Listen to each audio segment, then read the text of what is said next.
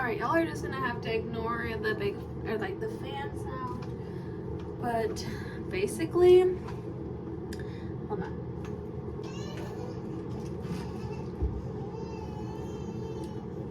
Alright, so as you can tell, it is gonna be a get ready with me. Basically, I'm just gonna straighten my hair and kind of tell you guys my labor and delivery story. Okay, this is long overdue, and I'm trying to do this video so that I can post baby's face, because I know everybody and their mama are waiting for me to show his face. And honestly, it's not that I've been hiding it because I still want nobody to know what he looks like. It's more of I've been hiding it because I've been trying to find the perfect way to post it, and I've just been stalling because I feel like I'm short. I'm gonna close the door. I recorded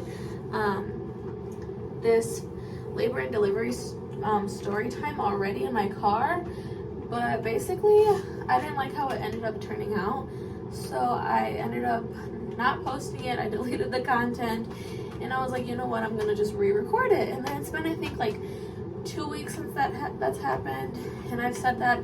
So basically, I'm just gonna sum it up so that this video is not super long, and that you guys are not just sitting here watching me straighten my hair and, you know, talk about my labor. But I also did want to wait until I was ready to talk about my labor because my labor was kind of traumatizing, and whenever I would talk about it, I get super emotional. And so, you know, I was just like, you know, I think I'm ready now. It's been like 9 months now, and yeah. But anyways, let me just get straight into it. So basically, if you didn't know, I was induced, and getting induced means basically the doctors make your labor come. So they force the contractions, they make the contractions come, they like break your water and stuff like that. So basically, I got at the hospital around 5:30 because I had to check in at 6. So I got there 5:30, 5:45, checked in, was in my room around 6 o'clock. When I got there, I was super chill because I was not having any contractions, you know. So they came and they put like the whole IV in me, so that the drugs could start kicking in and like starting my contractions and stuff like that. And my sister was in the room with me and another person, and my sister got there around, I think it was 9 in the morning or so, and so I was only a couple hours by myself. But honestly, it was fine because, you know, I didn't want her to sit there the whole time, because labor is a very long process, and especially when you get induced, you don't know how fast, how long, you know, how slow it's gonna take. So basically, yeah, she got there around 9, and then the contractions started kicking in. I started, you know, dilating more. When I went in there, I was, I think, about 1.5 centimeters dilated. Basically, that's how, you know, big your uterus is opening so that the baby can come out. I think uterus, I don't know. Don't quote me on it, I'm not a freaking doctor. But yeah, so basically, long story short, I started feeling the contractions, and there's this like drug that you can get that like relaxes you. So basically, they told me to get a lot of rest because, you know, it could be a long process. So they put that drug in me, and honestly, dude, that drug hits so freaking good. Like, I wish I could tell you what it was, but I just generally don't remember which one. But yeah, so they like put the drug in me, and that knocked me out. Like, I slept for, I think, a good 2 hours, I'm pretty sure, or an hour, I'm not sure. But I know I woke up and I was like in pain because my contractions were just coming. And then they brought in the bouncy ball so I could start bouncing on it. Was just chilling there watching TV with my sister. And then the second person that was with me came around like nighttime, don't remember what time. And then it was just us three, and then the contractions started getting worse, and I think it was when I was around 7 or 8 centimeters dilated. So this was around 9 or 10 p.m. And I was like, you know what, I want to get the epidural, you know, just because they do advise to get it before you hit, I think, 9 centimeters, because I don't think you can get any more, or there's like certain centimeters. So I was like, you know what, I'll get it so that I can rest for a little bit more. Basically, that didn't go as planned. The epidural didn't work. It didn't numb my body. They had to up the dosage and stuff like that. And then it only numbed like my right side, and then it was just a lot of complications. And I think it was about 11:30 or midnight, because it took a while for the person that comes in to do the epidural. It's like a special doctor or whatever. It took him a while because he was doing other people and he wasn't on my floor yet.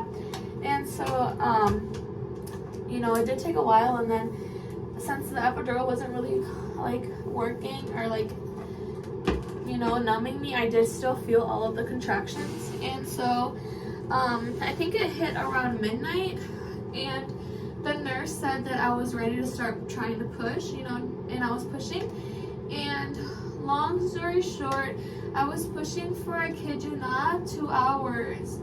And that's when, like, the 2 hours or 3 hours, no, because I was like watching the clock, and it was midnight when I started, and then it hit like 2:30 or like 2 something, and the nurse kept stopping me from pushing. And that's another reason why I feel that my labor was horrible, because the nurse was just, you know, not ready for me. My doctor, I don't think, was even there yet. And like when I watch other people's labor videos, or like other people tell me about like their labor and delivery stories, they tell me that multiple nurses are in the room, and I only had one nurse, and like she wasn't even helping me like hold my legs up to push. Like my 2 guests had to hold my legs, and it was just like a whole mess. And honestly, I literally switched hospitals because I just did not like it there. Like I love my doctor now. She was super sweet, but the nurses were just horrible. She was super rude. She kept stopping me from pushing, and when you have the urge to push, you like want to push, you know. And so she just kept stopping me, and I don't even know what was going on. Like she kept going to the computer, and like, you know, I was just out of it, and I didn't know what was going on. She left the room a couple times. Like, I don't know if she was freaking out too because she wanted more nurses in the room, but honestly, I do not know. And so it was just horrible. And then I got tired of it, and so I had told her, I was like, you know what, like I can't anymore. I can't push.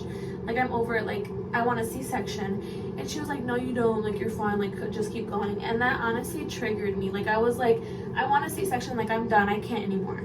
And she was like, okay, I'm gonna go call your doctor or whatever.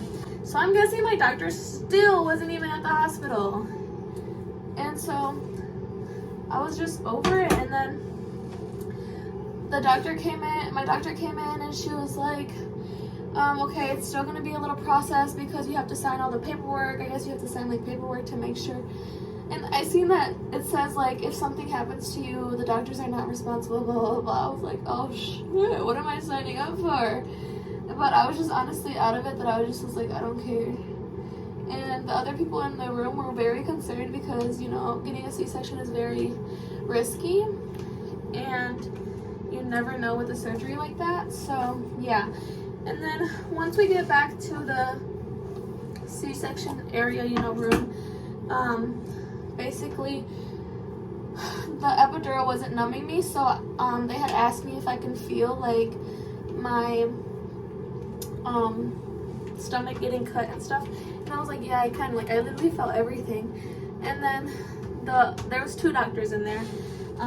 It was a guy and then my doctor, and she was doing the C-section, and then the other doctor, I think, was just there to like help her or whatever, I don't know. And so since the epidural wasn't working, he was like, all right, we're just gonna have to go with plan B and put her to sleep. And so they put me to sleep, and then next thing you know, I just remember waking up in a different room and seeing the baby in the little, you know, bassinet. And I think they just got done giving him his shots and was like putting his feet like his footprints and stuff. And then my guest was over there with him and taking pictures and stuff like that. And then they finally brought him to me when I was more conscious. And dude, I literally, my lip was swollen because I had like freaking bit it so hard that it like was swollen.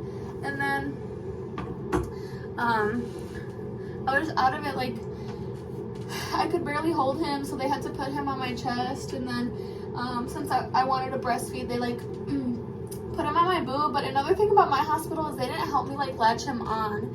Like they didn't show me how to do all that, so I was struggling with that. And like literally my whole like recovery time, I was literally learning that by myself.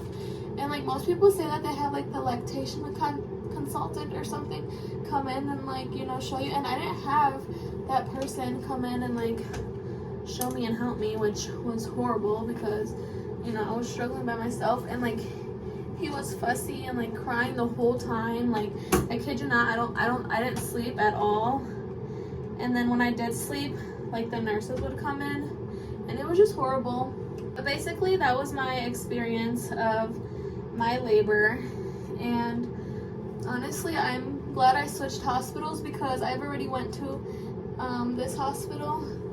Basically, I'll tell you guys their names. I went to Mercy Hospital for the birth of my son, and then I switched over to St. Mary's because that's where my mom told me to go. Basically, yeah guys, thank you guys. Oh, baby's crying. But thank you guys so much for watching. If you guys are ready to see his face, then stay tuned for the video after. I'm like so nervous, but it's time and you guys deserve to see him. So yeah, hope you guys enjoy and thank you guys so much if you guys made it to the end of this video. Bye.